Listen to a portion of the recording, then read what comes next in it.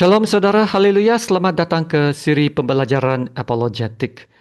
Kiranya kasih karunia dan damai sejahtera melimpahi Anda oleh pengenalan akan Allah dan akan Yesus Tuhan kita. Kita dalam siri topik Tritunggal. Kita meneruskan perbincangan tentang peranan Roh Kudus. Dalam edisi yang sebelum ini, kita telah berbincang tentang peranan pertama Roh Kudus yang adalah penolong, penghibur, dan pengajar.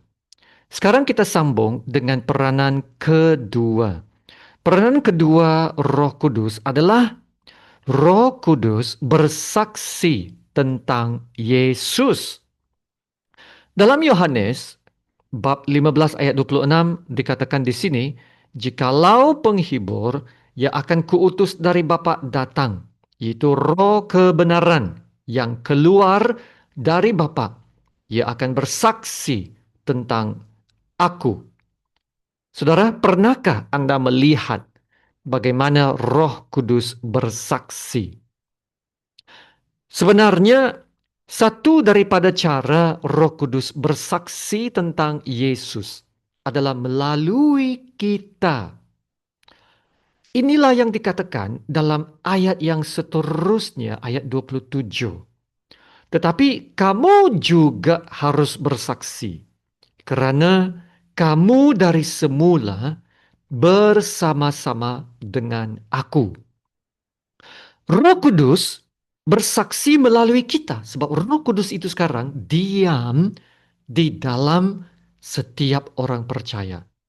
Satu ayat yang telah memberkati saya dalam hal kesaksian ini adalah kata-kata Yesus dalam Matius 10 ayat 19 dan 20. Yaitu apabila Yesus mengutus murid-muridnya keluar bersaksi. Yesus berkata kepada mereka, apabila mereka menyerahkan kamu, janganlah kamu khawatir akan bagaimana dan akan apa yang harus kamu katakan. Karena semuanya itu akan dikaruniakan kepadamu pada saat itu juga. Karena bukan kamu yang berkata-kata, melainkan Bapakmu, dialah yang akan berkata-kata di dalam kamu. Maka saudara, janganlah takut atau khawatir untuk bersaksi seperti mana kata Yesus. Dan bersaksi ini bukan sekadar bila kita memberitakan Injil, tetapi juga bila kita memberi counseling kepada kawan, bila kita mau memberi kata-kata dorongan, bila kita mengajar dalam kelompok kecil, dan bila kita mau mengongsikan kebenaran Tuhan. Roh Kudus yang diam di dalam Anda akan memberikan kepada Anda hikmat dan kebijaksanaan untuk berkata-kata. Amin. Ya, Roh Kudus akan mengguna kebenaran firman Tuhan untuk menolong Anda semasa bersaksi. Inilah juga satu daripada sebabnya kenapa kita harus sentiasa mengisi hidup kita dengan kebenaran-kebenaran hidup dan firman Allah. Ya, supaya kita akan bersedia untuk bersaksi. Satu hal yang sangat luar biasa tentang bersaksi adalah Roh Kudus juga akan memberikan ilham yang baru pada ketika kita sedang bersaksi.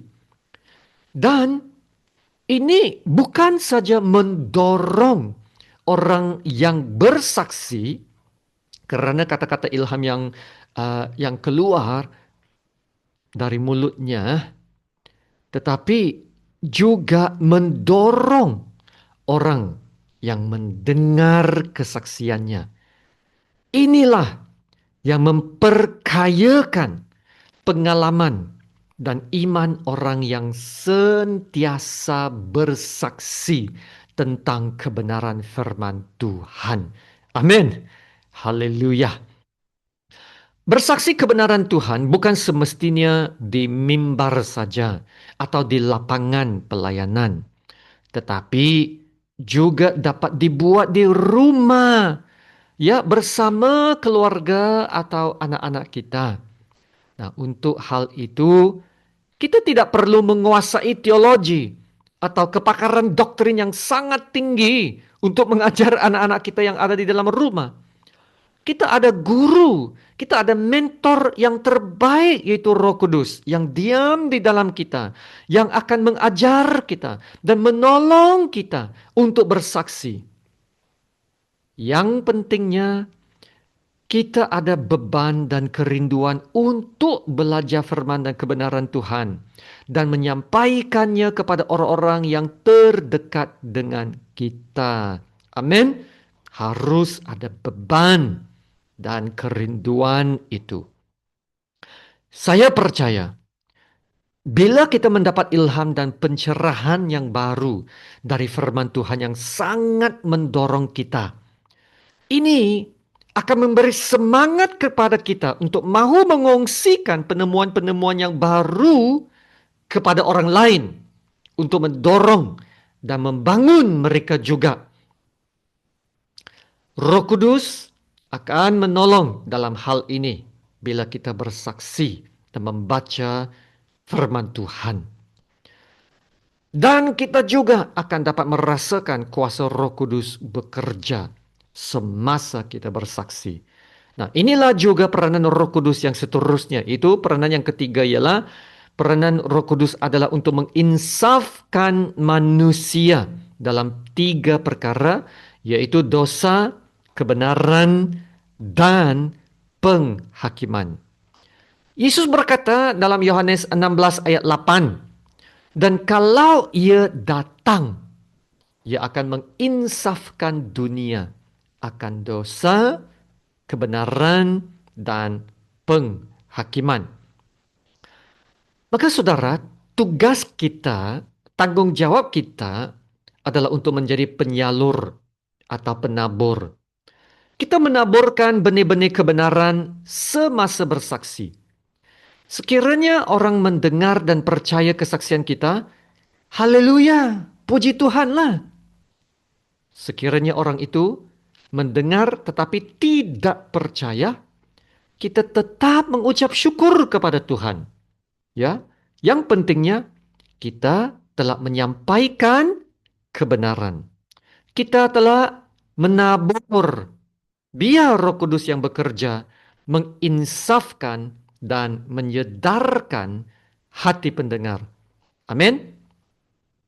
Saudara, ayat ini telah memberikan kelegaan kepada saya tentang kesaksian. Ya, supaya tidak perlu rasa stres ya atau kecewa dengan diri sendiri sekiranya tiada respon dari kawan atau teman kita semasa kita mengongsikan berita baik. Saudara, kita tidak gagal kalau mereka tidak respon. Kita tidak gagal ya. Kita hanya gagal apabila kita tidak menjadi saksi yang baik. Kita tidak bersaksi. Saudara, kita bersaksi. Roh Kuduslah yang bekerja dan menginsafkan dunia akan dosa, kebenaran, dan penghakiman. Haleluya. Tuhan tidak melihat sukses atau keberhasilan kita dalam menginjil jiwa-jiwa. Ya, bukan seperti ukuran keberhasilan yang menurut dunia, semuanya mesti sukses, berhasil, mesti mencapai, memenuhi KPI. Tetapi Tuhan tidak melihat semuanya itu. Tuhan melihat ketaatan kita. Seperti yang terjadi dengan Yesaya. Bila Tuhan bertanya dalam Yesaya bab 6, siapakah yang akan kuutus dan siapakah yang mahu pergi untuk aku? Dan Yesaya menjawab di situ. Dia berkata, ini aku, utuslah aku. Ya, begitu semangat Yesaya. Mau diutus untuk menjadi penyampai kebenaran Allah. Tetapi Yesaya tidak sadar bahwa misi panggilan Allah bagi Yesaya bukanlah kepada bangsa yang akan menyambut berita baik. Tetapi dia akan berbicara kepada bangsa yang Kata Tuhan, hatinya keras, ya, yang ada telinga tetapi berat mendengar, dan ada mata tetapi tidak melihat. Saudara, kalau inilah kumpulan orang yang akan kita jangkau, yang sudah keras hatinya untuk mau dengar, adakah kita akan melakukannya? Yaitu suatu usaha yang mungkin tidak akan nampak hasil yang kita harapkan. Saudara, panggilan Tuhan tidak menjamin keberhasilan. Tuhan tidak melihat sukses dalam hal ini, tetapi Tuhan melihat ketaatan kita melakukan kehendaknya. Ketaatan lebih penting daripada hasil. Ya saudara, dengan kasih Allah yang telah kita alami dan kuasa dari Roh Kudus yang bekerja dan memampukan kita, pergilah dan jadilah saksi yang baik, menjadi terang dan garam dunia. Haleluya, terima kasih Tuhan Yesus. Mari kita berdoa. Bapa kami yang di sorga, Allah Bapa yang terpuji, yang kami sembah dan kami agungkan di atas segala-galanya. Firman-Mu mengatakan, bukan dengan keperkasaan dan bukan dengan kekuatan, melainkan dengan Roh-Ku, firman Tuhan semesta alam. Begitu juga dalam 2 Timotius bab 1 ayat 7 berkata, sebab Allah memberikan kepada kita bukan roh ketakutan, melainkan roh yang membangkitkan kekuatan, kasih, dan ketertiban. Terima kasih Bapak. Engkau telah menganugerahkan kepada kami Roh Kudus Allah yang sekarang diam dalam kami. Roh Kudus yang bekerja, Roh Kudus yang mengubah hidup kami, yang memberikan kami kekuatan dan kemampuan untuk menjadi saksi Tuhan. Ya Bapa, kami mau hidup menurut bimbingan Roh Kudus, agar kami dapat hidup seturut kehendak-Mu dan tunduk sepenuhnya kepada perintah Allah setiap hari dan dalam setiap keputusan hidup kami. Tolong bentuklah hati kami untuk lakukan itu. Haleluya. Terima kasih Bapa.